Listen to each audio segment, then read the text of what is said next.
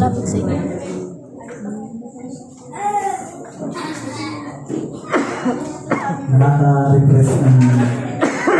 Nakaka-refresh ng puso. Makita na meron ulit maraming kabataan. At yung awitin na inialay nila sa Panginoon ay talagang nakaka-uplift ng spirito natin lahat. Mga talento na ibinigay sa inyo ay pinagkatiwala ng Panginoon upang patuloy yung gamitin. Naway patuloy yung gamitin pagiging mabuting katiwala ng inyong mga talento. Magamit na yung code sa ating Panginoon. Sa tanghali ito, nais kong share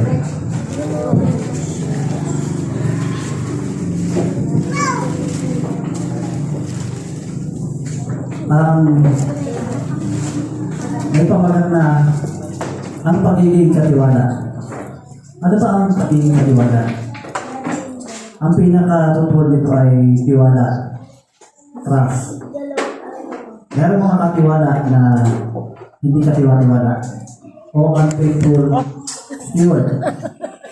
Meron katiwala na katiwala. Sila tinatawag na the faithful steward. Ang katiwala sa lupasan ay pinagkatiwalaan ay bigay kalooban. Ngunit sa nilapagpapatay ang anak ng may-ari. Bagaman pinagkatiwalaan sila, hindi sila naging katiwala. Hindi akpa sa kanila ang pagiging katiwala. At ang tao bilang isang katiwala, ano ba ang katiwala? Ang katiwala isang tao na pinigyan ng kapanalan. Meron siyang nakaatang sa kanyang balikat. At kasama ng tungkulin, lagi dumarating yung araw ng pagsusulit siyang inuulit. Malawat madali, ang panahon ay darating na at katiwala ay tatawagin upang magbigay ng isang pangsariling pagsusulit.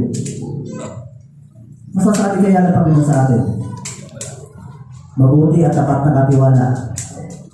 Pumasok sa kagalakan ng iyong Panginoon.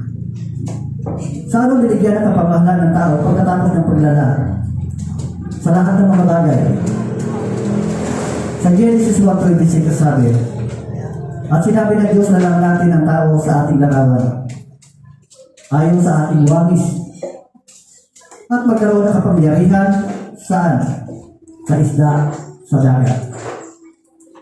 At sa mga ibon sa himpapawid, sa mga hayop sa buong lupa, at sa bawat umuusad na nagsisiusad sa ibabaw ng lupa. Dito yung binigay sa atin na pagiging katiwala. Ang salibutan ba ito at ibinigay sa tao? Ang sabi po, sinasabi ng Diyos ang lupa ay sa Panginoon. Ang buong narito, ang sanlibutan, at sila ang nagsisinitahan dito sa awit 24:1. Wala tayong pag-aabot ng mga kapatid. Lahat ng bagay ay sa Kanya. Ang katiwala ay hindi may-ari, kundi pinagkaloob ng tiwala.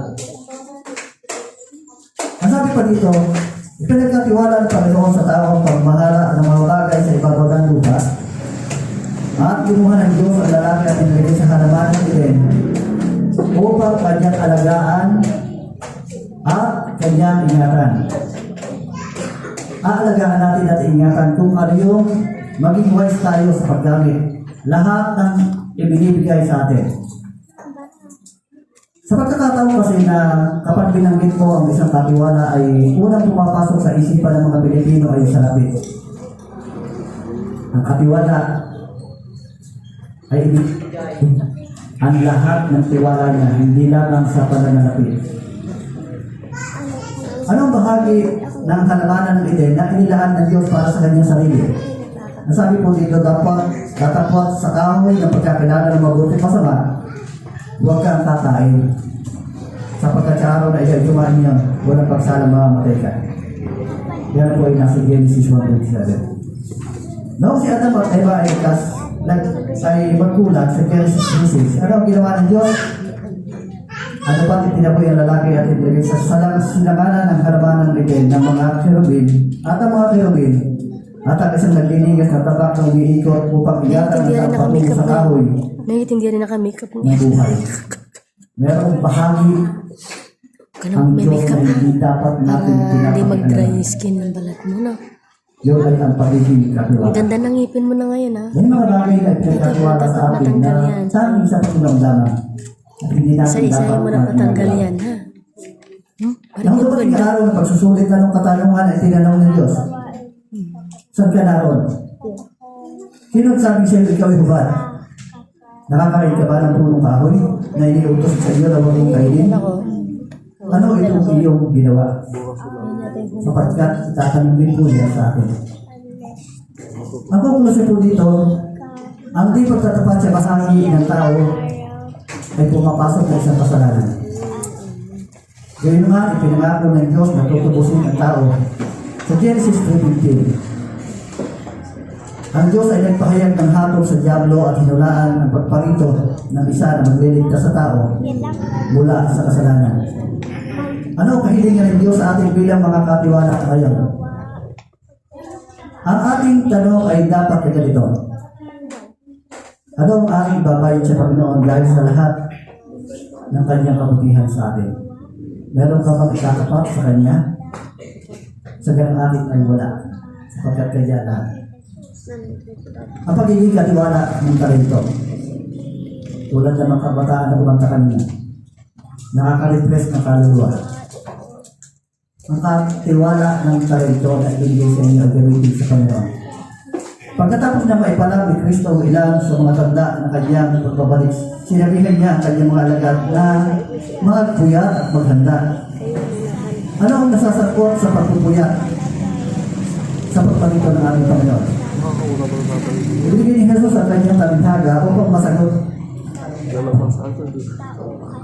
Maliwanag na layunin ni Jesus ang panahon ng paghihintay ay gugulin sa masikap na paggawa para sa kanyang kapulihan. Una, anong dalawang bagay ang binigay sa likod ng Diyos? Kung dalawang bagay. Sa Matthew 25:14-15. Sa pagkatulad sa isang tao na nang paroroon sa ibang lupain, itinawag ang kanyang sariling mga alipin at ipinamahala sa kanilang mga pag-aari. At ang isa'y binigyan niya ng 5 talento, ang isa'y 2, at ang isa'y 1. Sa bawat isa'y ayon sa kanyang kaya, at siya ay yumaon sa kanyang paglalakbay. Ang bawat isa sa atin ay sabi, wala akong talent. Ngunit parang hindi pa natin na-discover. Ano po? Meron mga talent na pagkanta, wala. Yung iba ay pagsasalita, yung iba ay wala. Ngunit meron silang doble-doble na talento na hindi pa na-discover na binibigay sa Panginoon.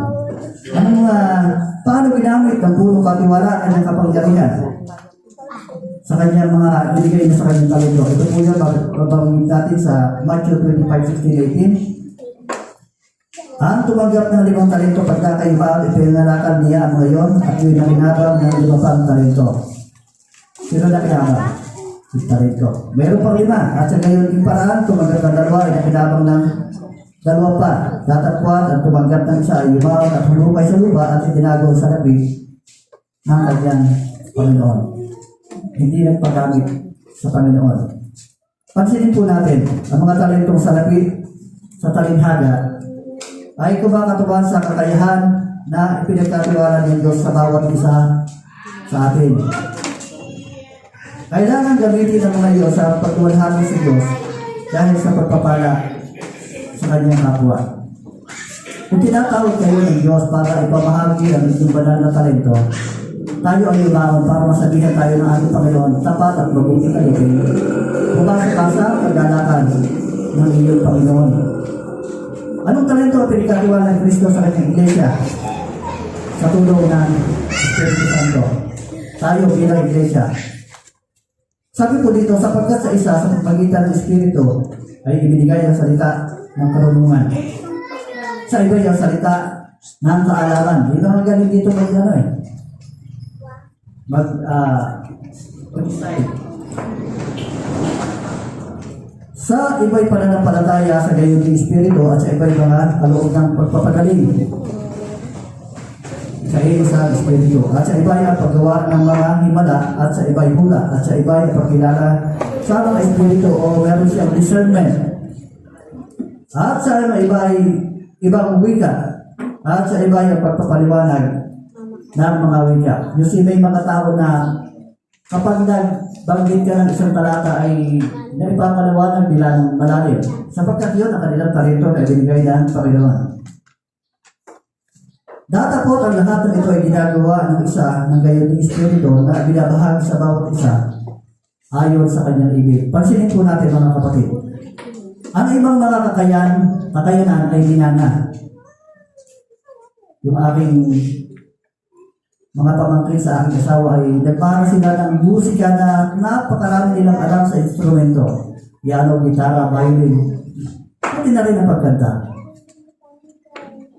At isang katutubo naman ang hilig sa ilang mga bagay o yung pinagsikapan na talagang gawin. Ang ibang mga kaya ay natamo sa magitan ng pagsasanay. Sa isang tunay na isipan ng isang ang ating mga kakayahan ay ibinigay sa atin ng Diyos. Ang tanging mga kakayanan na nakatala sa talatang ito ay mga kaloob na hindi pa sa katutubo. Meron tayong mga kanya-kanyang sariling paglilingkod sa ating kapwa. Pero wala akong talent, wala akong laknyan, wala akong pag-awit, wala akong sa karunungan, wala akong sa alaman. Pero magaling kang tumulong sa iyong kapwa. Sa iyong talento. Magaling ka pagdalaw. Hindi mo maipaliwanag ang Biblia. Ngunit tumutulong pagdalaw, pinukumusta mo kung ano ang kanyang lagay. Ito ay kanya. Ano ang sinabi ng Panginoon sa nagtago ng kanyang talent? Ito po mga kapatid. Sa Matthew 25, 26, and 27. Datapat sumagot ang kanyang Panginoon, sinabi sa kanya, ikaw na aliping masama at tama. Nalalaman ba ako'y gumagapa sa hindi ko inasikan at nag-aari doon sa hindi ko sinabugan. Gayon pa rin ibinigay mo sana ang aking salapi sa nagsisipangalakan ng salapi at ang aking pagdating ay tinanggap ko sana ang ganang aking pati ang pakinata. Anong ating pakinata? Meron kaya tayo pakinata? Sabihin natin, oo, meron tayo pakinata. Sapagkat gagawin natin ng talento ay binigay sa atin ng Panginoon. Ano naman ang salitang papuri sinabi ng alipin na ginamit ang kanyang talento? Matthew 25:21. Sinabi sa kanya ng kanyang Panginoon, mabuting gawa, mabuti at tapat ka alipin. Magtatapat ka sa kakaunting bagay, pamamahalain kita sa maraming bagay. Pumasok ka sa kagalakan ng iyong Panginoon. Napakasarap marinig sa Panginoon. Esther Ortiz, pumasok ka sa kagalakan ng iyong Panginoon. Ito bilet, pumasok ka sa kagalakan ng iyong Panginoon. Sapagkat ikaw ay naging tapat ng alipin. Napakasarap na bigkasin yung pangalan mo. Labi ng ating Panginoon. Ano ba ang pagiging katiwala? Pagiging katiwala ng panahon. Ang dami meron sa talento. Ang panahon ay isang talento na binigay sa bawat tao. Ang lahat ay binigyan ng isang dami ng panahon. 24 oras, isang araw. Lahat tayo. Walang 23 hours or 20 hours habang sa atin. Pinapayuhan tayo ng bawiin ang panahon. Ngunit paano ito isasagawa? Sinabi ni Pablo sa Colossus 4:5. Sabi sa Colossus 4:5, magsilakad kayo na may karunungan sa nasa labas at inyong samantalahin ang panahon. Kapag may pagkakataon, ating ibahagi. Walang paraan upang babawi kahit isang sandali ng panahon. Kaya, mga nag-ingat na kayo lubos kung paano kayo lumalakad. Huwag kayong mambang gaya ng mga marurunong, kundi gaya ng marurunong, na inyong sabantalin ang panahon sapagkat ang mga araw ay masasama. Lahat pala ng pagkakataon ay pwede natin gamitin ako. Kahit dyan tayo naroon, kadigit tayo. Meron isang kausap ako na kahit ano ang pag-usapan namin, lupa, tao, bagay, nauuwi siya sa pag-aaral ng Biblia. Sinasamunta niya yung panahon habang kausap niya ako. Anong gagawin anong gawain ang napapanahon ngayon? Sa ngayon po sa Oseas 10:12 ay ganito. Maghasik kayo sa inyong sarili sa katwiran. Magsigapas kayo ayon sa kaawaan. Bukalin niyo ang inyong pinabayaang bukiran. Ano yung ating mga bukiran? Yung mga talento sa atin. Sapagkat panahon na hanapin ang Panginoon hanggang sa siya'y dumating at magdala ng katwiran sa iyo. Pansinin po natin ang propeta ng unang panahon ay nagpahayag ng isang pambuong daigdig na katotohanan hanggang sa ngayon. Laging pagkasalubuyang tungkulin na hanapin ang ating Diyos. Ano pa ang panahon ng pagiging katiwala? Ito po, pagiging katiwala ng salapi. Ang pagiging katiwala ng salapi ay nangangahulugan ng karapatan ng Diyos sa ating pananalapi. Ating itananong, ano ang aking ibabayad sa Panginoon dahil sa lahat ng kabutihan niya sa akin? Awit 1:16-12. Ano ang aking ibabayad sa Panginoon sa kanyang kabutihan sa akin? Ang diwa na pagbibigay ng Espiritu ng langit. Sa John 3:16, walang taong maramot ang kailan may nakapasok sa langit. May tatlong uri ng nagbibigay. Ang kasikisan, ang espongha, at ang pulot-puyutan. Kailangan pupukin mo ang kasikisan upang makakuha ng tatal at mga isdang lamang. Kailangan pa siyang paluin ng paluin. Dapat mong bigayin ang espongha upang makakuha ng tubig. Hindi pa kalong bigyan. Kung lalong pinipiga, lalong marami ang nakukuha. Ngunit ang pulok-puyutan ay maapaw na taglay ang sarili niya ng katabisan. Una natin ipinapasya na huwag maging katulad ng istisan, kuripot at matigas. Di tulad ng espongha kung kailan ito napipiga ay saka lamang nagbibigay. Dapat tayo maging katulad ng honeycomb o pulok-puyutan sapagkat sinasabi ng Biblia sa 2 Corinto 9:7 ay ganito. Iniibig ng Diyos ang nagbibigay ng masaya. Iniibig ng Diyos ang nagbibigay ng masaya. Sa pamagitan ng kanyang kapangyarihan, nakatamo ang kayamanan. Basahin po natin ang Kawikaan 10:22. Ito po sabi, kanino kapangyarihan, nakatamo ang kayamanan. Kundi iyong alalahanin, Panginoon mong Diyos, sapagkat siya ang nagbigay sa iyo ng kapangyarihan upang magkaroon ka ng kayamanan. Upang kanyang pagtibayin ang kanyang tipan na kanyang isinumpa sa iyong mga magulang. Gaya nga sa araw na ito.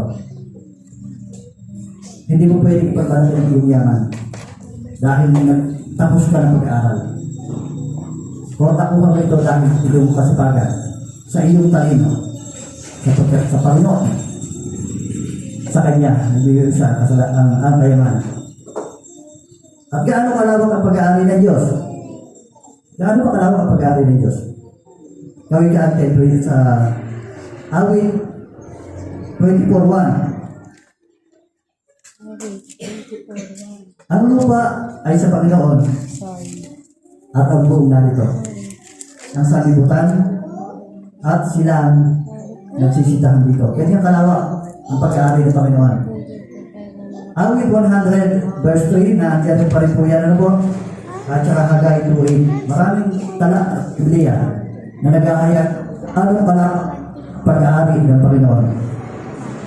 Gaano sa ating kinita ang banal sa Panginoon? Gaano yung sa ating kinita banal kinita ang ating Panginoon. Sa tayo sa Levitico 27:30 and 32, at lahat na ikasampung bahagi ng lupain, maging sa pinhi ng lupain, naalala ko si Nanay Estay, na nagbigay siya ng palay, ayun daw ay ikapo. Talagang nag-ikapulin siya. Maging sa pinhi ng lupain o sa bunga ng pulong kahoy ay sa Panginoon, magiging banal sa Panginoon. Ito pa ay mga banal na bagay. At lahat ng ikasampung bahagi sa bakahan o sa kawan, anumang bataan sa tungkol, ay magiging banal sa Panginoon ang ikasampung bahagi. Ito yung pag-aari ng Panginoon. Naalala ko yung isang binasa ng ating kapatiran na isang African na meron siyang daan-daang bakahan. At ang kanyang ibahagi ang bakahan, ang ikasampung bahagi, ay sasabihan siyang isang hangal sapagkat walang namimigay ng baka sa Afrika. Ngunit ang kanyang gawin ito, ang kanyang mga baka ay nanganak ng twin, nanganak ng triple. At bawat pagkanakaw ay natatakot kasi ay nakawan sapagkat ang baka na kanyang ninanakaw ay tumatakbo pauwi sa may-ari ng baka. Sapagkat ang pinuha nila ay banal sa Panginoon. Ito po ang pagiging katiwala. Bilang karagdagan sa ikapo, ano pa ang hinihiling ng Diyos? Awit 96, verse 8. Ang sabi po dito, magbigay kayo sa Panginoon ng kaluwalhatian ukol sa kanyang pangalan. Kayo'y mga dala ng handog at magsipas kayo sa kanyang mga looban. Pansinin po natin, ang isang handog ay hindi tiyak na halaga. Wala siyang specific na porsyento. Ang handog ay binigay sa ayon sa iginhawa mula sa Diyos. Utang natin sa Diyos ang ikapo. Kapag tayo ay nagbigay, ang ikapo, wala pa tayong binibigay. Kapag ibinigay natin yung ikapo, wala tayong ibinigay sa Diyos. Sapagkat ang ikapo ay pag-aari talaga ng Diyos. Ngunit kapag tayo ay nagkalala ng ating mga handog, offering, saka pa lang tayo nagbibigay sa Panginoon. Huwag natin isipin nagbibigay tayo dahil nagbibigay tayo ng ito. Sapagkat kanya talaga yan. Ito ay banal sa Kanya.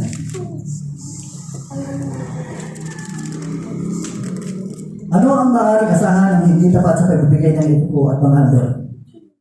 Kapag hindi tapat, ano kaya ang aasahan? Malakias 3:9. Kayo nakasumpa ng supa sapagkat hindi akong ninakawan sa mga bagay nitong buong bansa. Sa anong bagay nakaukol ng ikapo? Sa bilang 18:21, at sa mga anak ni Levi ay narito, aking ibinigay ang lahat ng ikasampung bahagi sa Israel na pinaka-mana. Tao na atira sa luwi. Kaya siyang pinatuloy sapagkat inabot siya ng gabi. Pinatuloy siya ng tag-luwi. At sa pagpasok niya sa tag-luwi, natagpuan niya napakaraming buto ng tao. At sa kinabukasan ay sabi niya, ito siguro yung sikat na kumakain ng tao dito sa bundok. At siya ngayon.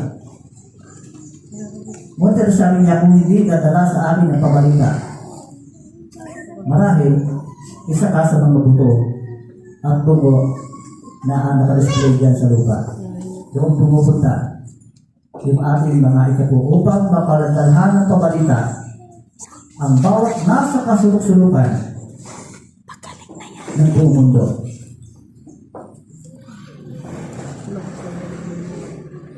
Sinang-ayunan ba ni Jesus ang paraan ng pag-ikapo?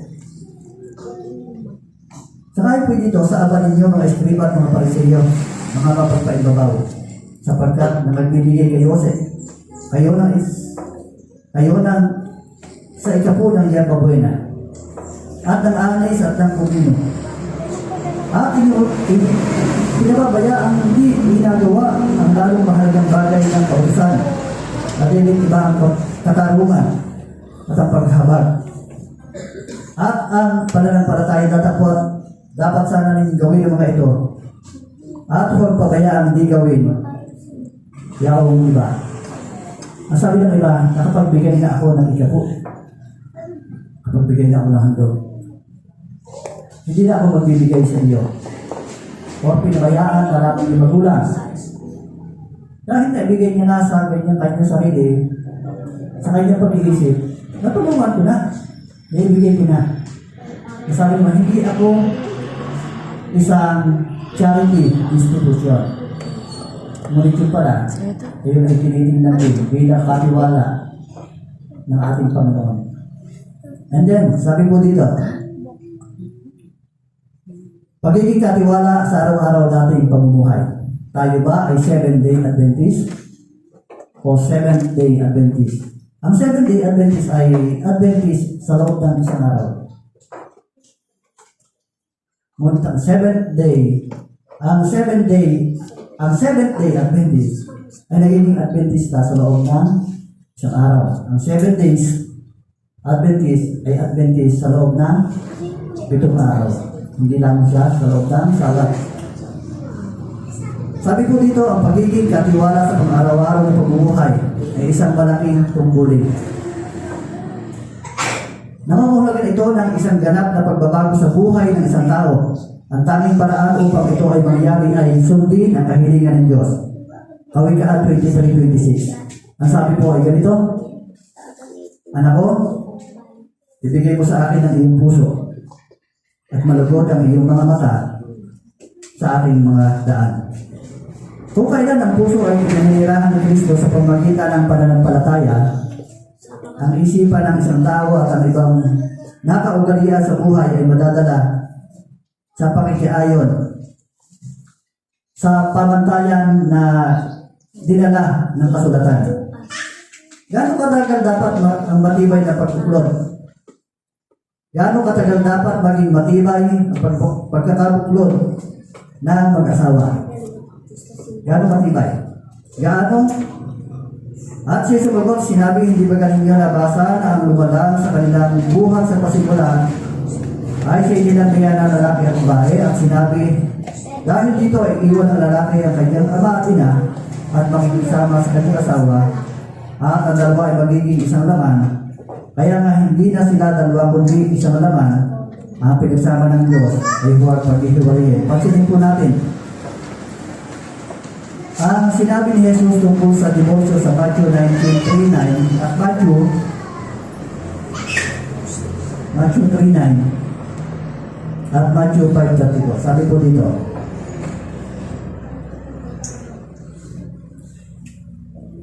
okay, skip po natin na to. Dito po tayo sa huling bahagi. Ano ang dapat maging kaugnayan ng Kristiyano sa sanlibutan?